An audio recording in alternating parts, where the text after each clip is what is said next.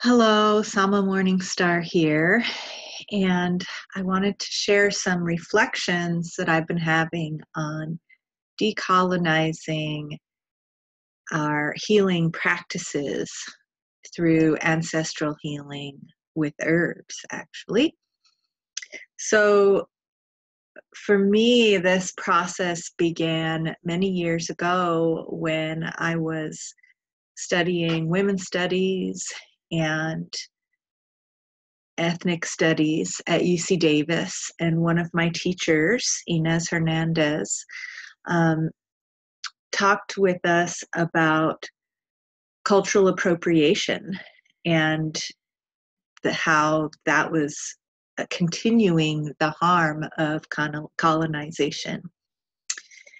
And she imparted upon her students something that really struck home to me, which was in order to not be part of the problem, that we all needed to participate in our own ancestral healing process, which the first step was to explore our own ancestry and become aware of our own ancestry.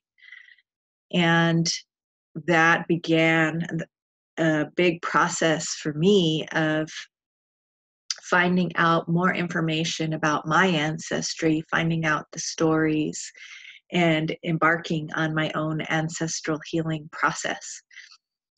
And I ended up finding out that my biological father was sixth generation Choctaw Native American, which made so much sense to me because I remembered I wasn't raised in any kind of a Native American environment except for my Mexican adopted father, who wasn't really practicing any kind of indigenous ways. That had, his lineage had been fully colonized and assimilated to non-indigenous colonized ways.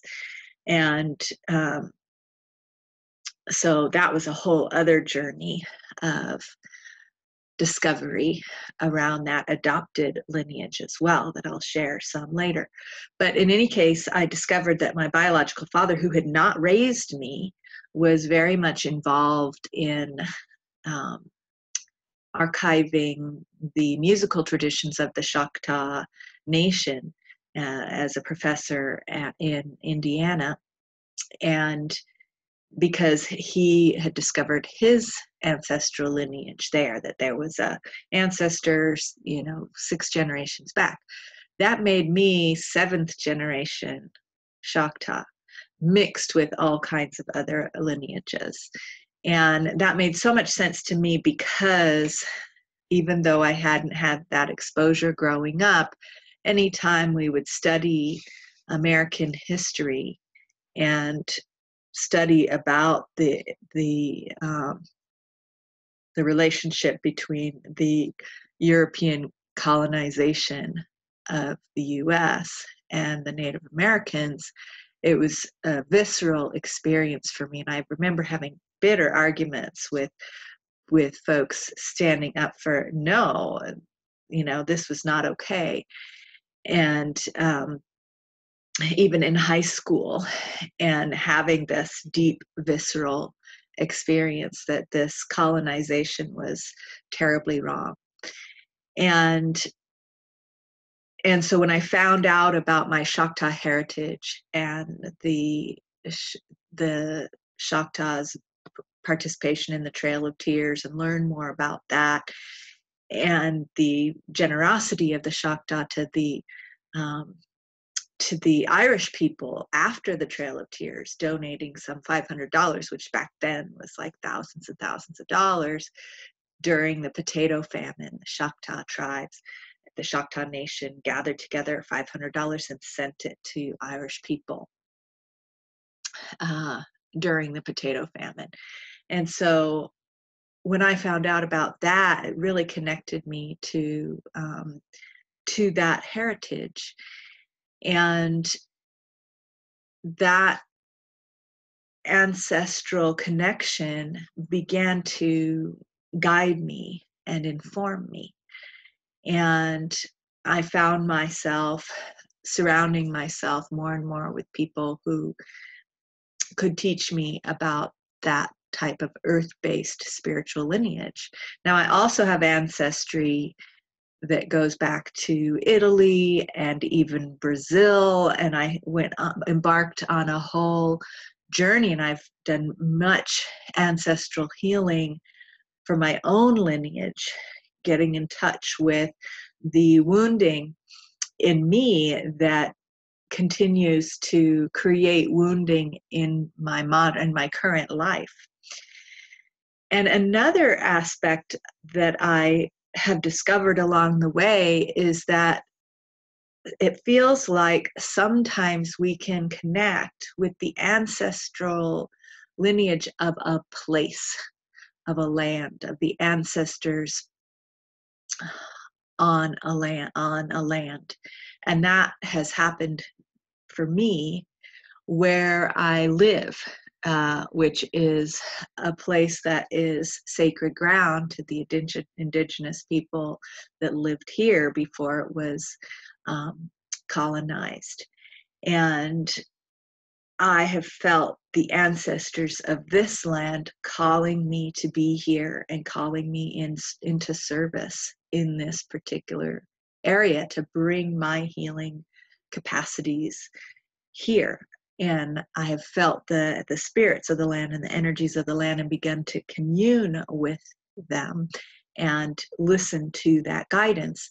And I feel that my actual blood heritage ancestors and the ancestors of this land, particularly the first peoples of this land, whose energies are still here in this land from every day that they walked the land and every day that they nurtured the plants on the land. Well, those plants are still here. The DNA of those plants that were there, that those ancestors connected with and nourished themselves and their families with, and their communities, and nurtured the plants and the ecosystem, that energy is still here in the DNA of the plants that grow here in the soil. And the blood of those ancestors that was spilled during the brutal colonization process is in the soil. Those minerals, that DNA is in the soil here. So a big part of my ancestral healing process is, well, there's two big parts. One is looking at my blood heritage and tracing that back and bringing my best healing energies and attention to those ancestral wounds that I carry, as well as receiving the ancestral wisdom and teachings from that lineage. And then connecting with the ancestors that aren't necessarily related by blood, although if you go far enough back, we're all connected at some point, but that have called me to be here on this land, and whose DNA and whose lives are still on this land. And I feel called to participate in whatever healing process, in devoting whatever healing processes that I'm engaged in to the healing that needs to happen for us to come together as a species to heal the rifts and divisions and the wounds between the different lineages. And when we go back in the lineages, the colonizers, the ones who were committing genocide on the Native American indigenous people, had had genocide committed upon them back in Europe by the Romans. And perhaps if we go farther back in history, that type of trauma had also been done to the Rome. I mean, if we really look at history in all the parts of the world, people have been committing genocide and colonizing each other all around the world, ever since the beginning of patriarchy and the disconnect between the feminine, nurturing tribal qualities that the matrifocal societies had in the beginning. And some say there was even an environmental catastrophe or cataclysm that traumatized humanity as a whole and began this cycle of violently trying to get our needs met and just re-traumatizing each other around the world. And so working in the subconscious realms and with the herbs who have all of these memories in the genetics, and who the herbs have a relationship with us, and engaging in that relationship and receiving the wisdom and the information from the herbs is so powerful. And I wanted to share with you, I have some wonderful smudge sticks, a whole bunch of them actually, that I harvested from my garden and was wrapping up last night. This is white sage, which I think grows a bit farther south, more indigenously than where I live. It is indigenous to California, I believe. And it's used in indigenous California Native American traditions. And every earth-based tradition has some sort of herb like this, and different tribes, based on where they lived and what aromatic herbs were available in their location, had this relationship with different herbs where it would be dried and made into some sort of smoking incense that had different healing properties. And I have a magnificent white sage that I've been growing in my garden that gets more and more abundant each year. And last year was the first time that I harvested any and shared with people all over the world. And this year it came back even more abundant. I mean, look at this thing. This thing goes from my belly button to my nose. That's how long it is. And so this is a powerful smudge stick. And for me, this feels like a gift from the ancestors of the land, as well as my indigenous ancestry, as well as my European ancestry. This sage feels like a powerful bridge between all of my mixed heritages and the practice of growing the plant,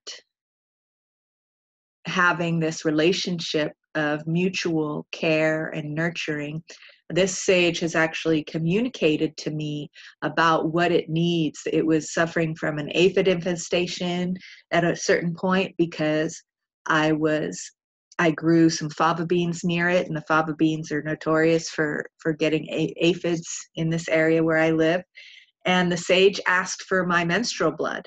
I gave my menstrual blood to this sage a small handful, less than a handful of times, maybe 3 times. And no more aphids. Aphids are gone. And now the sage is just huge and gorgeous. And I mean, I harvested all of these. Let me just show you how many I harvested from the plant, some longer, some shorter, and there's one more on the table over there.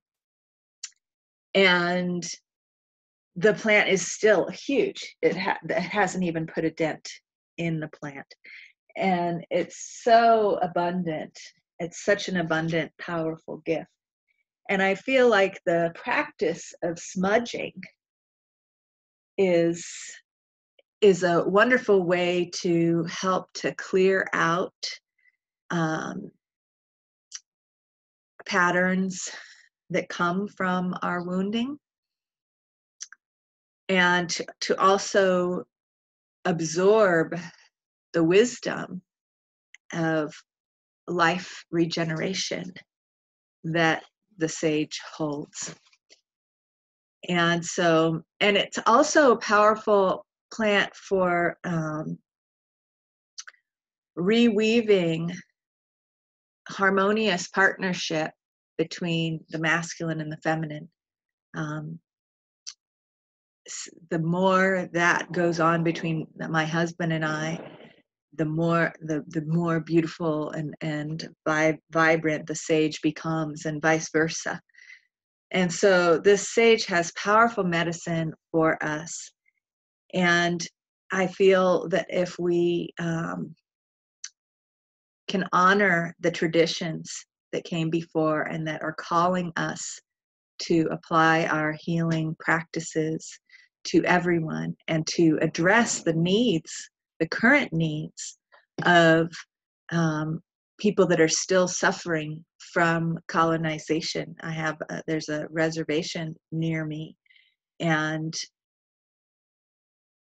I'm not sure how to do that, although I have some ideas about starting a nonprofit organization. And I'm working on that as well.